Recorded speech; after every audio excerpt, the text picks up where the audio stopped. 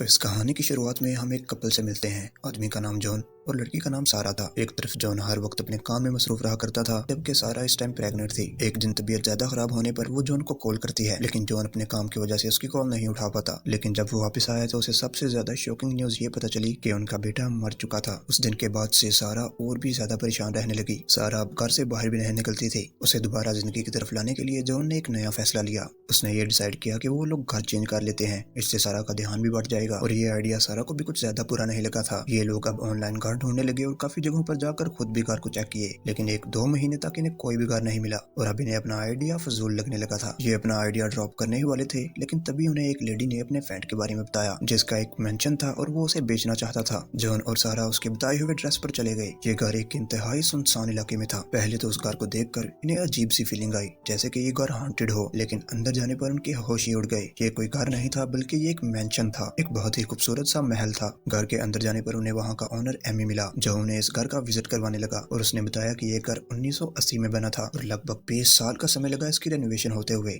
और यहाँ की हर चीज इस बात का मुंह बोलता सबूत भी थी। सारा को ये घर बहुत पसंद था और उसे ये अपने ख्वाबों के घर जैसा लग रहा था। यहाँ पर हर चीज मौजूद थी। एमी ने इन लोगों को लंच ऑफर किया और फिर ये बातें करने लग पड़े। लंच करते हुए उसने पूछा कि आप लोग इतनी वीरान जगह पर घर क्यों लेना चाहते हैं। तब सारा ने जवाब दिया कि हमारी जिंदगी में बहुत मुश्किलें आ चुकी हैं और अब बस हम एक नई जिंदगी स्टार्ट करना चाहते हैं, एक सुनसान जगह पर। यह सुनकर एमी ने कहा कि अच्छी बात है, न्यू स्टार्टिंग करनी चाहिए। आप लोग इस घर में 2-3 दिन रहकर देख लें, अगर आपको अच्छा लगे तो इस डील को हम आगे बढ़ाएंगे। ये सुनकर उन लोगों को और भी ज्यादा एक्साइटमेंट हो गई और उन लोगों ने इस घर में ठहरने का फैसला किया। एमी ने इस घर में रहने के लिए उन्हें सिर्फ एक ही इंस्ट्रक्शन दी थी कि आप लोग जब तक यहाँ हैं, आप लोगों ने बेसमेंट का दरवाजा नहीं खोलना। उस रात उन्होंने इधर ही स्टे किया और जब सुबह वो एमी को बाई करने के लिए बाहर निकले, इन्होंने देखा कि घर में एमी था ही नहीं। उन्हें बस एमी का एक लेटर मिला जिसमें लिखा था कि एमी उन्हें ये घर गिफ्ट कर रहा है। उस लेटर को पढ़कर ये दोनों ही बहुत हैरान हुए कि ऐसे कैसे कोई अपना घर किसी को भी गिफ्ट दे सकता है, और वो तो एमी के लिए बिल्कुल भी अनजान थे। एमी ने अपने खत में सिर्फ एक ही शर्त लिखी थी कि किसी भी सूरत में बेसमेंट का दरवाजा न खोलना। लेकिन जॉन को किसी भी बात पर यकीन नहीं हो रहा था। उसे लगने लगा था कि या तो ये सब उसके साथ मजाक हो रहा है या फिर उस बेसमेंट के दरवाजे के पीछे कोई बहुत बड़ा राज छुपा है जिसके चलते वो बाद में फंस सकते हैं। अब ये लोग यही बातें कर रहे थे, तभी वहाँ पर एमी की वो दोस्त आ गई जिसने उन्हें एमी के बारे में बताया था। वो इस घर के प्रॉपर्टी के पेपर्स लेकर आई थी, जिसे देखकर ये दोनों हैरान रह गए। जॉन अभी भी इस घर को लेने के हक में नहीं था। तब सारा ने उसे समझाया कि देखो जॉन, इस घर में सब कुछ है। जब हम कोई भी नया घर लेंगे तो उसे रेनोवेट करने में हमारा बहुत सारा खर्चा हो जाएगा और बहुत टाइम भी लगेगा, पर यहाँ हमें सब कुछ मिल रहा है और हमें कोई भी खर्चा नहीं करना पड़ रहा, तो इसको लेने में क्या प्रॉब्लम है। अब सारा की बातों में आकर जॉन इस घर को रखने का फैसला कर लेता है। बहुत जल्द ही ये लोग इस घर में शिफ्ट भी हो गए। अपने दिन खुशी खुशी इस घर में गुजारने लगे और फिर उन्होंने इस घर में एक वेलकम पार्टी भी रखी। इस पार्टी में लिसा भी आई थी और हमें पता चलता है कि लिसा जॉन की एक्स गर्लफ्रेंड थी। जॉन का लिसा के साथ शादी के बाद भी अफेयर था, लेकिन जब जॉन का बेटा मरा तो उसके बाद से जॉन ने लिसा से कोई ताल्लुक नहीं रखा और उसे अब अचानक इस पार्टी में देखकर वो घबरा गया था। जॉन को अब ये डर लगने लगा था कि उसकी वाइफ को कहीं इसके बारे में पता न चल जाए। वो लिसा को अकेले में ले जाकर उसे पूछने लगा कि आखिर क्या मकसद है तुम्हारा यहाँ आने का। लिसा ने कहा कि मेरा कोई मकसद नहीं आने का, मुझे सिर्फ मेरी फ्रेंड ने यहाँ इन्वाइट किया है। इससे पहले कि वो लिसा से और बात कर पाता, जॉन को बाहर से सारा की आवाज सुनाई देती है, जिसकी आवाज काफी घबराई हुई लग रही थी। वो भागकर सारा के पास गया। उसने देखा कि बाहर कुछ अजनबी लोग हाथ में पेट्रोल की बोतल्स लेकर खड़े थे और उन्हें इस घर को जलाने की धमकी दे रहे थे। जॉन भी बहुत घबरा गया और उन लोगों ने जॉन से कहा कि इस घर को शराफत से खाली कर दो, अगर तुम इस घर को छोड़कर नहीं गए तो हम इस घर को जला देंगे। ये बात सच में काफी परेशान कर देने वाली थी, लेकिन वो आदमी जा चुके थे। अगले दिन जब जॉन ऑफिस आया तो उसे एक और हैरान कर देने वाली बात पता चली। लिसा ने अपने गुस्से में इसके ऑफिस में रिपोर्ट कर दी थी, जिसकी वजह से उसे ऑफिस में से सस्पेंड कर दिया गया था। जॉन इन चीजों से बहुत परेशान हो गया। ये बात वो अपनी वाइफ को भी नहीं बता सकता था, क्योंकि उसे डर था कि कहीं इसको लिसा का ना पता चल जाए। उसने अपनी वाइफ के साथ ऐसा ही बिहेव किया जैसे सब कुछ नॉर्मल चल रहा हो, और घर में बहुत ज्यादा फारिग रहने पर उसका ध्यान जाने लगा उसी बेसमेंट वाले दरवाजे पर, जिसे एमी यानी कि इस घर के ओनर ने खोलने से मना किया था। वो अब ये सोच रहा था कि ऐसा इसमें क्या रखा हुआ है, इसको खोलने को मना किया गया है। वो ताला तोड़े बगैर इसको खोलने की कोशिश करता है, लेकिन जब वो उसे नहीं खोल पाता तो उसने डिसाइड किया कि वो इस घर का नक्शा देखेगा, जिसकी वजह से उसे पता चल जाएगा कि आखिर इस बेसमेंट के अंदर है क्या। वो इस घर का डिजाइन लेने के लिए उस कंपनी में गया जिसने इस घर का डिजाइन बनाया था। वहाँ पर काम करने वाला एक एम्प्लॉय जॉन को बताता है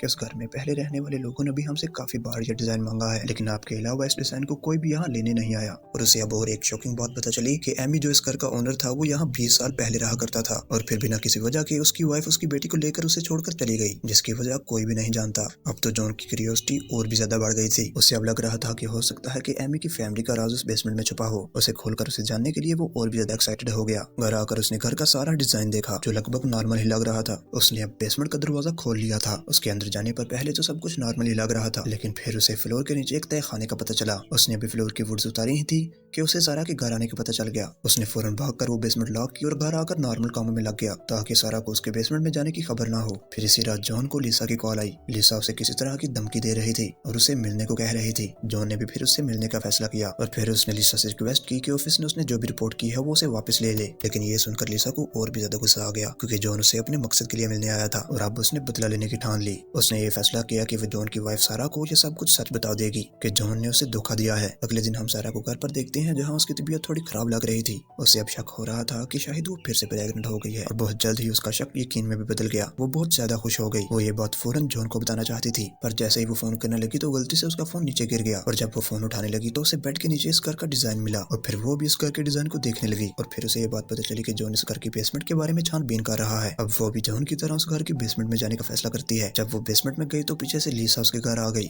जो उसे जॉन के दिए हुए धोखे के बारे में बताना चाहती थी। लेकिन सारा उसे यहाँ कहीं भी नहीं मिली और उसके हाथ लग गया वो सारा का प्रेगनेंसी टेस्ट और इससे फिर वो और भी ज्यादा जेलस हो गई और उसका गुस्सा और ज्यादा नफरत में बदल गया। सारा जब ऊपर आई तो उसने अपने घर का दरवाजा खुला हुआ देखा और चुपचाप उसे बंद कर दिया, ये सोचे बगैर कि कोई उसके घर में घुस आया होगा। जॉन जब घर आया तो उसने देखा कि लिसा की कार उसके घर के अंदर से निकल रही थी। ये देखकर वो बहुत ज्यादा गुस्सा हो गया और डर भी गया कि कहीं लिसा ने सब कुछ सच तो नहीं बता दिया सारा को। और फिर उसने लिसा की कार का पीछा करना शुरू कर दिया ताकि वो जान सके कि लिसा उसके घर आई क्यों थी। लेकिन दूर तक पीछा करने के बावजूद उसे कुछ भी नहीं पता चला और फिर वो थक हार कर घर वापस आ गया और जहाँ सारा उसका इंतजार कर रही थी ताकि वो उससे पूछ सके कि आखिर उसने बेसमेंट का दरवाजा क्यों खोला था। फिर जॉन ने बहाना बनाया कि ऐसा कुछ भी नहीं था, मैंने उससे खोला जरूर था लेकिन मुझे कुछ भी नहीं मिला वहाँ पर। जॉन ने अब सारा को उस तहखाने के बारे में नहीं बताया था जो उसे लकड़ियां हटाने पर पता चला था। ये तो शुक्र था कि जॉन ने उसे पहले ही सील कर दिया था। यहाँ पर सारा ने उसे एक गुड न्यूज भी दी कि ये लोग दोबारा से पेरेंट्स बनने वाले हैं और ये सुनकर तो जॉन की जान में जान आई। वो बहुत ज्यादा खुश हो चुका था। अब शायद उसके पहले बेटे का भी गम कम होने वाला था और अब ये गुड न्यूज मिलते ही जॉन को ऑफिस से भी खुशखबरी मिल जाती है कि लिसा ने जो उस पर इल्जाम लगाया था वो सब कुछ खत्म होने वाला था क्योंकि जब उन लोगों ने इन्वेस्टिगेशन की थी लिसा की रिपोर्ट की तो जॉन बिल्कुल बेकसूर था। इस सब के बाद जॉन काफी ज्यादा रिलैक्स हो गया था और उसकी लाइफ दोबारा से पहले वाली रूटीन पर आ गई थी और अब उनकी फैमिली में एक नया मेंबर भी आने वाला था और उसके लिए जॉन ने अपने घर में एक रूम सेट करने के लिए सोचा। जब वो उस रूम को सेट कर रहे थे तो जॉन को सेंटर के पीछे एक वॉल में होल दिखाई दिया। उस होल के अंदर एक बुलेट फंसी हुई थी जो एमी की पुरानी कलेक्शन का हिस्सा थी। एमी वो कलेक्शन उसे दिखा कर गया था और ये देखकर जॉन समझ गया कि जरूर एमी ने अपनी फैमिली का मर्डर किया होगा और जरूर उनकी लाशें अपने तहखाने में छुपा दी होंगी, इसीलिए वो इस तहखाने को ना खोलने की बात करता है। ये बात उसने सारा से भी डिस्कस की। अभी वो लोग ये बातें कर ही रहे थे कि अचानक उनके दरवाजे पर नॉक हुई। बाहर पुलिस अफसर आए थे, वो भी एक दहला देने वाली न्यूज लेकर कि लिसा का मर्डर हो चुका था जिसकी गाड़ी जंगल से मिली थी। पुलिस जॉन से इन्वेस्टिगेशन करने के लिए आई थी क्योंकि इन दोनों के अफेयर और लिसा के जॉन पर लगाए हुए इल्जाम की कहानियां बहुत ज्यादा मशहूर होने लगी थी और सबको ये लगता था कि जॉन पर लगे इल्जामों की वजह से जॉन ने लिसा को बदला लेने के लिए मार दिया था। इन्वेस्टिगेशन के दौरान जॉन कुछ भी बोल सकता था लेकिन सारा ने उसका साथ दिया और पहले ही पुलिस से झूठ बोल दिया कि उस दिन जॉन पूरा दिन घर पर ही था। अब ऐसे इन्वेस्टिगेशन का कोई सवाल ही पैदा नहीं होता था, इसलिए पुलिस बिना इन्वेस्टिगेशन किए वहां से चली गई और इसके जाने के बाद सारा बहुत ज्यादा गुस्से में थी क्योंकि यहाँ पुलिस ने जॉन और लिसा के अफेयर के बारे में बता दिया था। जॉन यहाँ पर अपने आप को डिफेंड करने की कोशिश कर रहा था। सारा को ये बात बताना चाहता था कि उसने तो ये अफेयर कब से खत्म कर दिया था, लेकिन सारा उसे खामोश करवा देती है और कहती है कि मैं इन सब के बारे में तब से जानती हूँ जब से उस लड़की की वजह से मेरे बेटे की मौत हुई है। मैं तुम्हें कॉल करती रही लेकिन मैं उस वक्त भी जानती थी कि तुम उस लड़की के ही साथ हो। मैंने ये सब कुछ इसलिए बर्दाश्त किया था कि मैं अपनी फैमिली को ठीक रख सकूं। लेकिन सारा अब और जॉन के साथ नहीं रहना चाहती थी क्योंकि सारा को भी जॉन पर शक होने लगा था। वो उसे कहती है कि मैं अपने बेटे को वैसे बाप के साथ बड़ा नहीं होने दे सकती जिसके सर पर मर्डर का इल्जाम लगा हुआ है। ये सुनकर जॉन उसे यकीन दिलाता है कि मैंने उसे नहीं मारा, लेकिन सारा तो यहाँ से जा चुकी थी और अब जॉन उसकी यादों में ही खो गया था कि इतनी ज्यादा प्रॉब्लम्स उसकी जिंदगी में आ जाएंगी ये उसे एहसास भी नहीं हुआ था। ये सोचते वक्त उसके जहन में एक बात आई कि जब से वो इस घर में शिफ्ट हुए हैं तो उनके लाइफ की प्रॉब्लम्स और भी ज्यादा बढ़ गई हैं और हो सकता है इन सब के पीछे बेसमेंट में छुपा हुआ वो राज हो। ये सब सोचते हुए वो डिजाइनर के बताए हुए उस आदमी के घर जाता है जिसे पहले एमी ने एक घर गिफ्ट किया था और इसने भी इस जगह का डिजाइन डिजाइनर से मांगा था। उसके घर जाने पर जॉन हैरान रह जाता है क्योंकि ये वही आदमी था जो पार्टी वाले दिन जॉन को इस घर से निकल जाने की धमकी दे रहा था और उसने ये भी कहा था कि वो इस घर को जला डालेगा। अब उस आदमी ने जॉन को बड़े अच्छे से अपने घर में वेलकम किया और वो लोग उस घर के बारे में बात करने लगे। उस आदमी ने उसे बताया कि पहले तो मुझे भी बहुत ज्यादा खुशी हुई, मुझे फ्री में इतना बड़ा लग्जरी घर रहने को मिल गया है, लेकिन जैसे जैसे वक्त गुजरता गया तो मुझे पता चलता गया कि ये घर तो सिर्फ एक प्रॉब्लम है। इसकी वजह से मेरी लाइफ बहुत ज्यादा बिगड़ती चली गई। मैं शराब की लत में लग गया और मेरी फैमिली मुझे छोड़कर चली गई और तब मुझे एहसास हुआ कि उस घर में ही कोई शराब कोई कर्ज मौजूद है। जॉन अब उसे जानना चाहता था कि आखिर उस बेसमेंट में था क्या जिसकी वजह से ये शराब है उस घर पर, लेकिन उस आदमी ने उसे कुछ भी नहीं बताया और वो बोला कि बस एक बात याद रखना, उस बेसमेंट का दरवाजा कभी भी मत खोलना। अब जब इस आदमी से भी उसे कोई ठोस जवाब नहीं मिला तो उसने घर जाकर उस बेसमेंट में जाने का फैसला किया, पर ये देखते हुए सारा उसे फौरन मना करने के लिए आई। जॉन अब उसकी एक भी बात नहीं मान रहा था।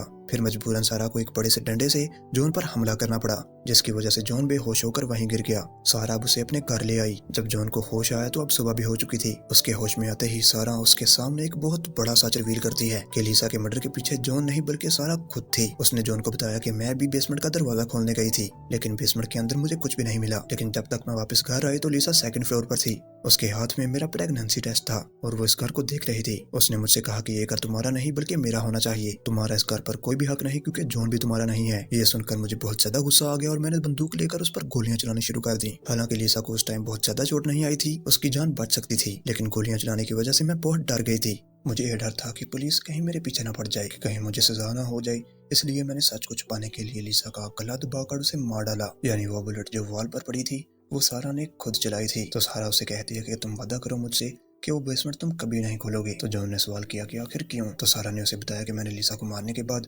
उसे एक शीट में लपेटकर बेसमेंट में फेंक दिया और फिर उसकी कार लेकर मैं एक नदी के किनारे पर चली गई। वहां पर मैंने उसका फोन भी नदी में फेंक दिया और फिर सारे सुराग मिटा दिए। फिर सारा ने बताया कि मैंने तो अपने वो कपड़े भी जला दिए थे जिन पर सारा का खून लगा हुआ था, लेकिन फिर तुमने वो बुलेट दीवार पर देख ली और तभी घर पर पुलिस आ गई और तुम्हें बचाने का मेरा मकसद यही था कि कहीं पुलिस इन्वेस्टिगेशन करते हुए मेरे तक न पहुंच जाए। सारा ये सब बातें इतनी आसानी से बता रही थी कि जैसे ये कोई पार्टी की बात हो, मर्डर का नहीं। यहाँ जॉन उसे कहता है कि अच्छा तुम सुनो, तुम परेशान नहीं हो, मैं तुम्हारे लिए एक लॉयर हायर करता हूँ। और ये सुनकर सारा हंस पड़ती है। उसने कहा कि मुझे तो कोई डर नहीं है, मैं तो लीसा को जानती तक नहीं हूँ, सारे सबूत तुम्हारे ही खिलाफ हैं। अगर कोई मेरे तक पहुंचा तो इस मर्डर का इल्जाम तुम पर ही जाएगा और फिर तुम मारे जाओगे। इसलिए बेहतर यही है कि तुम भी चुप रहो और मैं भी चुप रहूं। और हाँ, उस बेसमेंट के दरवाजे के बारे में हम किसी को भी नहीं बताएंगे और यही बात सबको बताएंगे कि इस बेसमेंट का दरवाजा खोलने के लिए हमें एमी ने मना किया था। जॉन को अब सारा से डर लगने लगा था। वो वाकई ही बहुत ज्यादा ज़हीन थी। वो किसी भी मामले को बड़े आराम से ही हैंडल कर लिया करती थी। जॉन ये बात तो जानता था कि सारा उसे फंसाना नहीं चाहती और उसके साथ एक फैमिली कंटिन्यू करना चाहती है। और फिर ये सोचकर जॉन भी उसकी सारी बातें मान गया। लेकिन इस फैसले के बाद भी जॉन के मुंह पर एक घबराहट सी थी। लेकिन फिर सारा ने उससे कहा कि देखो, इस शहर में गुमे हुए लोगों की तादाद बहुत ज्यादा है, पुलिस को अगर कोई सुराग नहीं मिलता तो वो इन्वेस्टिगेशन करना छोड़ देगी। और फिर जॉन भी उसकी हाँ में हाँ मिलाता है और फिर बेसमेंट के अंदर तहखाने को सील कर देता है। इस मामले के बाद हमें बताया जाता है कि ये लोग काफी दिनों तक इस घर में ही रहे। उन्होंने इस घर में सारे इवेंट्स भी किए और सारे फेस्टिवल्स भी सेलिब्रेट किए, जिसमें सारा तो काफी सेटिस्फाई दिखाई देती थी, लेकिन कभी कभी जॉन के मुंह पर वही घबराहट होती थी। और अब काफी दिनों बाद इन लोगों को एमी की तरफ से एक पार्सल रिसीव होता है जिसमें उस बेसमेंट की चाबी थी। इन लोगों ने एमी का वो इम्तिहान पास कर लिया था, सब्र रखकर और उस बेसमेंट को ना खोलकर। अब उन्हें इस चाबी को देने का मकसद ये था कि एमी ने उन्हें बेसमेंट खोलने की इजाजत दे दी है। लेकिन अब उस बेसमेंट में तो इन लोगों का भी राज छुपा हुआ है कि अब ये लोग उस बेसमेंट को खोलेंगे या नहीं। इसी मिस्ट्री के साथ ये फिल्म यही खत्म हो जाती है। अगर वीडियो पसंद आए तो लाइक करना, चैनल को सब्सक्राइब करना और फिर मिलते हैं अगली वीडियो में। Take care, bye bye.